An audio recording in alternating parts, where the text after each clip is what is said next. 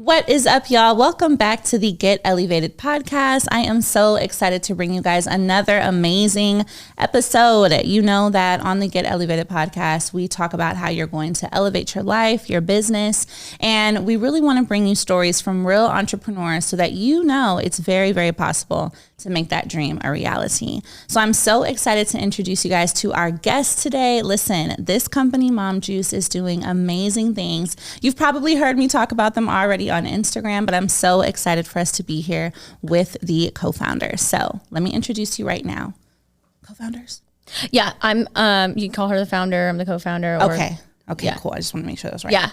So I'm going to bring us back in and introduce you. Yeah, perfect. And Macy, last name? Mincy. Okay. All right, 3, 2, 1. All right, y'all. So let's come back in here, and I want to introduce you guys to one of the founders of Mom Juice, the beautiful Macy Mincy. Hi. So Macy, tell me a little bit about yourself. I'm a mother of 4. I know, right? So much in common. I live in Charlotte, North Carolina, and then I co-founded KT Winery with our flagship brand, Mom Juice. So it's a wild ride. That is my primarily that's primarily the thing that I work on the most. Yeah. But I do have a rather large investment portfolio. I've invested over $1 million in women and people of color. Oh my gosh, like that deserves a round of applause in and of itself. So how did you start that process of investing $1 million into women and people of color in their businesses? Yeah, I actually didn't have like a financial goal of like, I need to hit $1 million, right? For me, it was really personal. So backstory to even get money to do any of this investing. I started a tech company and I sold it. We went through a small acquisition and I was able to flip a few deals and then have enough money to start making investments. When George Floyd, everything went down, I grew up in a household with a single mother and my brother is half Haitian. We have different dads, but he looks completely different from me. To the community, he is black. Yeah. No one knows he's mixed. And then on my other side, I have 3 full Vietnamese siblings. Wow. Right. So all of my siblings are none of them look like me.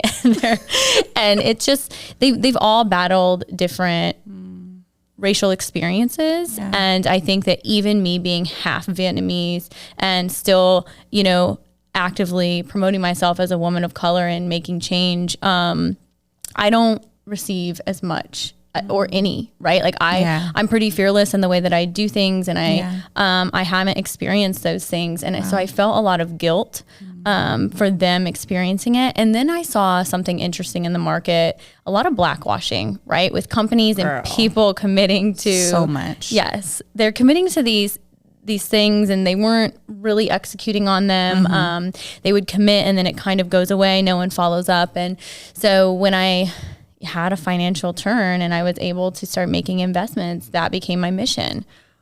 That's absolutely incredible. And I love the fact that you utilized, almost what would be a privilege for you, right? In a way to advocate and be an ally for more communities. And I think what you said is so true about the blackwashing. I saw it so much. And I think it's still happening, right? It is. They make these declarations and then when you really follow up, everyone has a pledge now. Girl, all these pledges. Yeah. But then there isn't really anything behind it. So what are some of the things that those companies you invested in have in common? What do they have in common?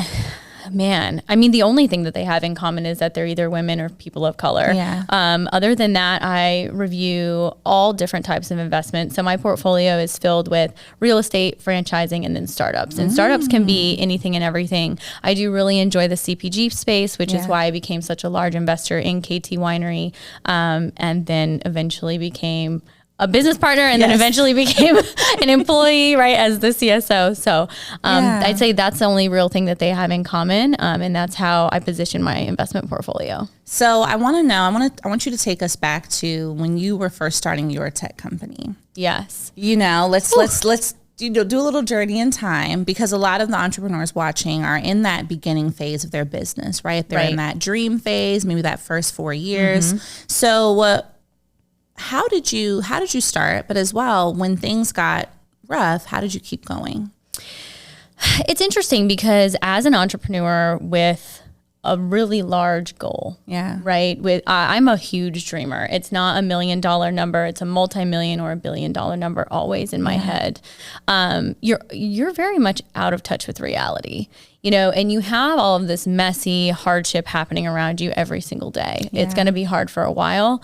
But you really living in that dream and in that vision and picturing yourself there. I remember doing this meditation every single morning during my first company for 2.5 years, where I would walk into a conference room and see my future self, and I would sit down with her and have a conversation. And she would talk to me, and sometimes she was really soft and like, I get it, like this is hard, but look at this shit, look at this office, look at this suit, right? And some days she was like, don't be a bitch. Let's go. You know, like I love it. Stop crying kind of thing. It's going to be hard. Yeah. And regardless of how large your goal is, the first stages of entrepreneurship are the hardest. I like to say the universe or God, whoever you believe in, really wants to test you the most right before you hit that next level. So your computer will break, your heel will break. I mean, who knows, right? It's all going to break. And then the next day you'll get some large proposal from a client and you're like, oh my God. I know. No, it's so true. I always tell that to my community. I'm like, whenever it feels like you can't keep going, you're right there. You're right there. You're right on that precipice. Oh my goodness. I love that. I love that. And tapping into yourself and that meditation is really key because I'm sure you'd agree mindset is probably what really carried you through. Oh, and it's interesting because now in the phase that I'm in, I'm kind of toying around, or I'm battling an interesting situation where I don't want to be the richest one in the room anymore. And I want to be sitting next to the people that own the private jets, that have been through these larger acquisitions, that have IPO'd companies, right? Because that's where I'm headed next. Yeah. And you have to almost reevaluate and resecure network and friendships and relationships around you in every phase as well. And so I'm going through another transition. I love that. So let's talk about networking because I think new entrepreneurs feel scared. They might feel intimidated. They don't know how to have new conversations because they may not have, they feel like they don't have as much to offer to an entrepreneur that's already been doing it. Yeah. So what are your tips for networking and building relationships, and how have they helped you along your journey? Yeah. So I have 2 tips there. One, the first one is everyone loves to talk about themselves. So don't feel like you're going to have a spotlight. All you have to do is walk up to someone, introduce yourself and say, where are you from? What do you do? Right? Very basic. You can get them going and keep the conversation flowing. The second thing is utilizing that network. And I am very good at building relationships. I can walk into a room, I can work an entire room. But do you use that relationship and that network? An example, we just pitched to Target with our winery. I know. And we have to fill out all of these crazy forms. And I'm actually extremely proud of us because my business partner's right next door working on the forms right now. But we made probably 5 or 6 different phone calls to people that we know in the industry that have always said, when, we'll get off our first call and they're like, well, if you ever need any help, and you never ask for help. Right. But people want to see you win for the most part. So call upon those people and ask questions. It could be an email, offer to buy someone coffee, right? Usually if you're around a winning circle, they want to see you and help you win. That is so, so true. I think it's an energy shift, you know? I think a lot of people are surrounded by who they've grown up with. And, I think it's important for us to realize that sometimes your next level isn't going to come from the people that you knew in your childhood. Right. It's going to mean shifting. It's going to mean changing. It's going to mean walking into new rooms and doing new things. So I want to know what it's like, for the entrepreneurs that eventually want to get to a point where maybe they are attracting investors. What are some things that you look for in a company to know that this is a solid choice? Yeah. So the first thing I evaluate is, what is their exit strategy, right? Is this something that I'm going to get a big win from, or is this something that I'm just going to take ownership distributions from? Do they understand what their own end goal is and where they can take their company? And then also, have they done it before? What's the team around them look like? How scrappy are they? If it's their first time, it's a much larger risk because, like I mentioned earlier, you're going to have very hard days. Yeah. And you want to make sure they're not going to give up. I like to see a co-founder. I don't like to see, multiple co-founders. 2 is the perfect match, right? You have someone to bounce off of. You have someone that has an opposite skill set of you. One person's going to have a bad day. The other person will talk them out of it, right? Like, you need that. Yeah. Yeah. So those are the 2 main things that I look for when I'm evaluating them. So let's talk about having a co-founder, right? Yeah. So I think a lot of people, when they start their business, they feel like it's my dream. I'm going to do it by myself. That's selfish equity. It is. It's selfish equity. And what's interesting is that at the end of the day, would you rather give someone $10 to make $10 million, or would you rather keep $10 to make 100? Hello? Because you can't do it all. Yeah. Right? So you want to be educated in the equity that you're giving up. You want to be educated in how to find and do a due diligence and a skill set test on a business partner. You know, definitely take the proper steps to make those decisions, but you need a team to do it, to execute properly and with a much larger vision. You need a team, and they need to be bought in, because startups and new companies, one, you don't have a lot of money to pay these people. None. You have 2 cents. Yes, literally. And I don't think the person with the proper skills wants your 2 cents. No. So it's really a buy-in. It really is a buy-in, and you'll find someone that's equally as bought into your dream as you. It should become one dream, one end goal. And so I want to touch on this a little bit more. How would someone go about finding a co-founder, right? Is this something that happens naturally? Do you think it's is it a strategic search? Like what was maybe your process? Oh gosh, it's really interesting. So I actually co-founded my first company with my best friend. Oh, wow. Which is really hard. Yeah. It's going to be hard anyways. And we've said this on multiple podcasts, but you're in a marriage at that point. And so you have to learn how to fight. You have to learn how to communicate. You have to learn how to resolve issues, all the things.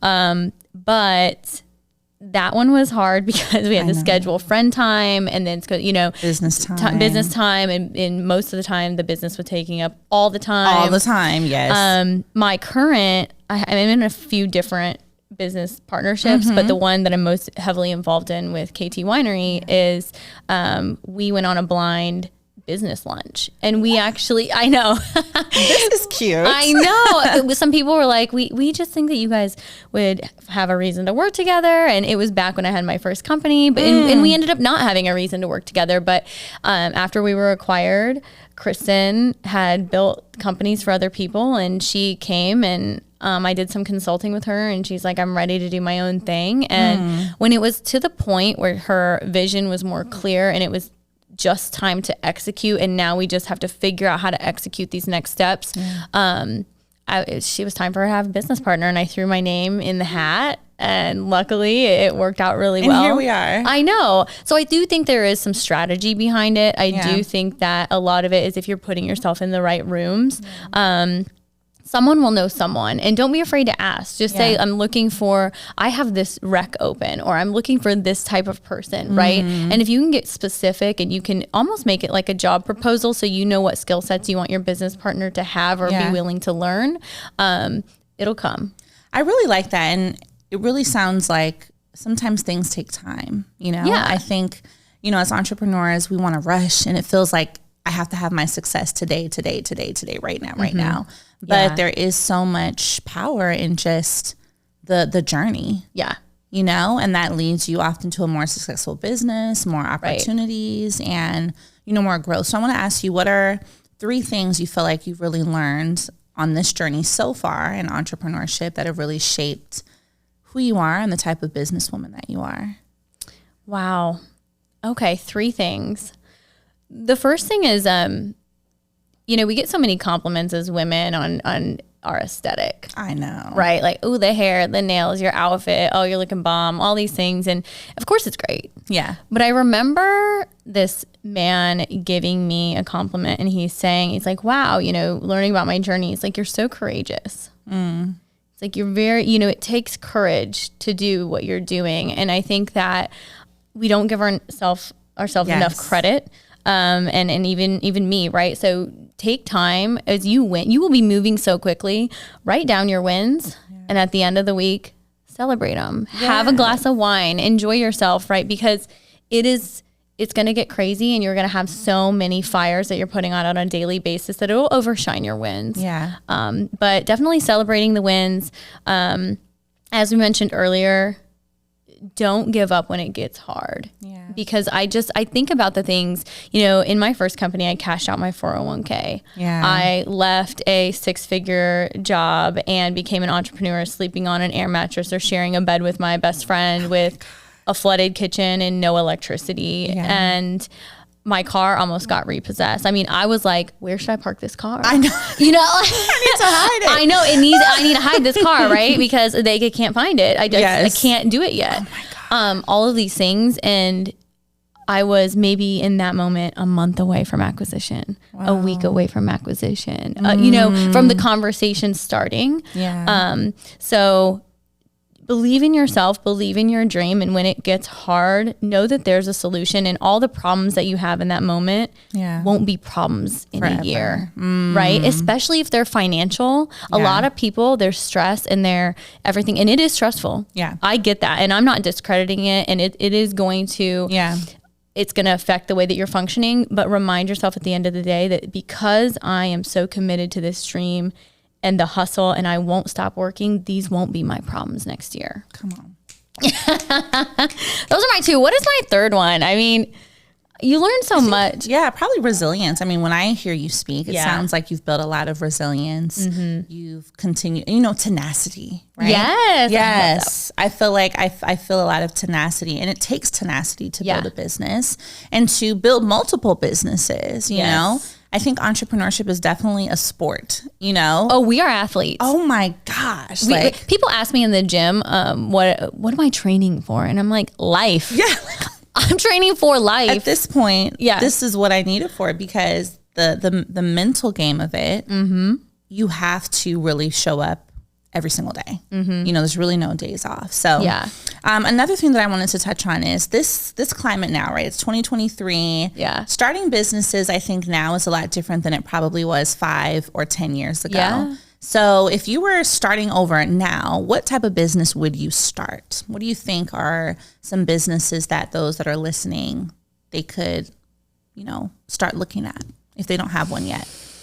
Businesses that I would start, it really depends on what you want your end goal to be. I really enjoy franchising for someone that wants a business that there's a cookie cutter model. You get to incorporate some stuff. You're going to be in there working live unless the franchise allows you to have general managers to run the show. I do like that concept, and you learn a lot. You have guidance, but they also do have control on you, so you can't get as creative. So I like that for some things. A lot of people are so interested in real estate investments, and that's not the first thing I would start on personally. Yeah. I just think that the market is a little crazy. If you don't have enough capital to make big moves, then you run into things and projects can get halted. But solve a problem. Yes. That's my biggest thing. So if you're looking for something bigger and on your own and creative and like, I'm going to go buck wild with this, what are the problems in your life right now that need solved? And fix those. That's a business. Mm-hmm. If you can solve a problem, like you said, you can always have a great business. Yes. Because I think that's what entrepreneurs are. We're essentially just big problem solvers. We are. And we decide to stress ourselves out to solve these problems. Our favorite thing. It's like an adrenaline rush. But I love that. I want to talk to you just a little bit about wealth as well. Building your business, you have a family. Wealth looks different for everyone, but I want to know, what does wealth look like for you, and what are some goals you have on your wealth building journey? Yeah, it's finally settling with me that I am rich, right? I love that. Own it. It's hard to say. I had a moment. I mean, it's still hard for me to be like. It's very hard. Yeah.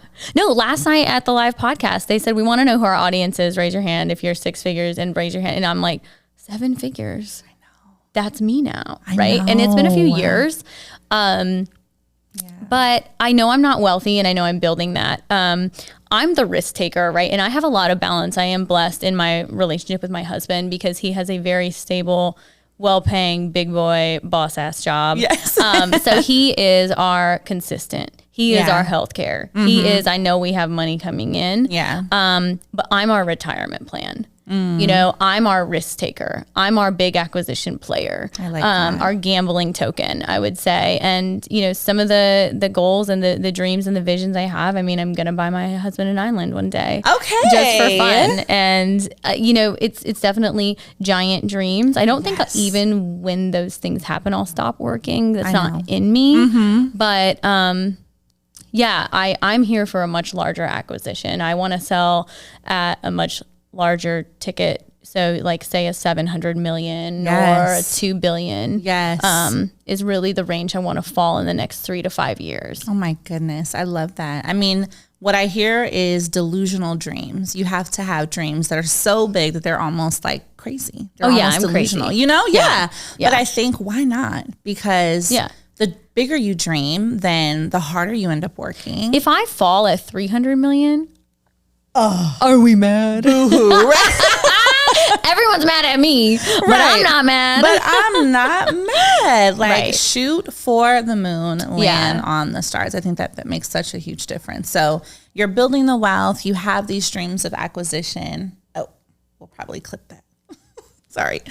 So you're building the wealth. You are definitely claiming billion-dollar acquisitions. Yes. How does it look in terms of how you're setting things up for your children? Like, what do you envision wealth looking like for them when they're 20 and 30 and, you know? Ooh, it's crazy because, you know, my kids are in private school. Yes. I drive a very nice car. I have a G-Wagon, so I roll up to their school and the kids are driving Teslas and Lexuses and all these things. And I'm like, damn. And we made our twins share a Honda Accord when they first got, you know, so I think there's a balance of what, you know, I have privileged children. They are getting a privileged education, how we're parenting them, and then what we actually leave them. It's a hard battle. I'm making my kids work for it. So all of them have invested part of their college fund in one of my real estate projects, which means they had to run a full due diligence, which means that the only way they get to access any of that capital when it flips is if they have been staying active on the project and I don't have to remind them. All of them take a business trip with me once a year. Different things. It's just skill sets that I want them to have because I know the things that I am leaving them, I want them to be able to choose to run if they want to. So my goal there is to leave them each a cluster of franchises. And then and then I will have a third party manage my investment portfolio and divvy that out. Wow. How they That's so powerful because I think a lot of us don't realize, a lot of entrepreneurs may not realize that the moves we make now really determine what life looks like in 20 years. Oh, yes. I mean, you know, it's directly connected what it looks like for our kids. And we have this amazing privilege to make certain choices and make certain decisions that really can set our children up for life. For life. Like for life, not just a few years, but like forever. And I know that's so different because a lot of us weren't born into wealth, right? Majority of us. At all. Okay.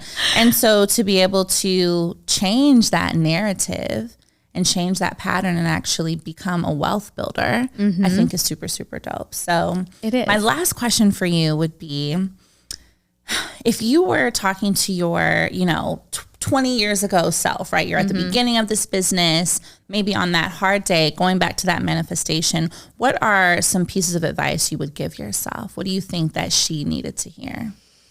Oh gosh, 20-year-old me.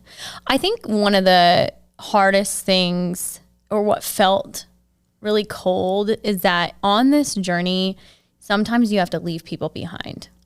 Right? You can't drag anyone. They have to run their own race, and they should be running at, not the same speed, but a very fast pace. And that might be breaking your own heart. That might be friendships that you just don't have anything in common with them anymore. Right. And so in my divorce, this is my second marriage, and divorces or friendships that have gone bad, I sit there and I'm like, oh my gosh. And am I a horrible person? Right. And I don't wish any ill on these people. Of course. Right. But, it's a necessary step. And I think not being so hard on myself for having to move on and move up. We have to give ourselves permission to grow. Yes. And that's part of it. That's a huge part of it. And I think that that's true. You know, I read a quote the other day that said, if you want to know who's meant to really stay in your life, start improving, start changing, start having different habits, right? Start working out, start working on your business, start going to bed earlier, you know, whatever it is. And you'll see who continues to stay by your side and who starts to say like, oh, you've changed. Or, you know, they naturally fall away. So I think that's really good to really give yourself permission to realize that elevation does require some separation. And it's not a guilt thing. You still wish that person the best, but you've got to go where you gotta go. I've got to go. You know, I got places to be, honey. Yes. So please tell our audience how they can connect with you, how they can support Mom Juice. Yes, absolutely. So you can find me on all socials as Macy Mincy. And then, of course, Mom Juice Wine. We have an active fundraising campaign right now for all of the moms that are interested. It's something to diversify your portfolio, and you don't have to be an accredited investor.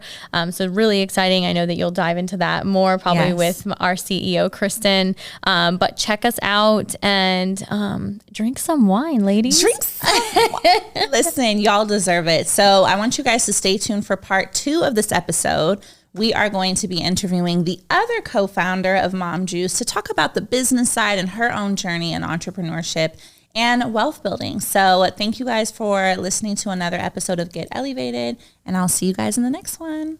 Bye. Yay.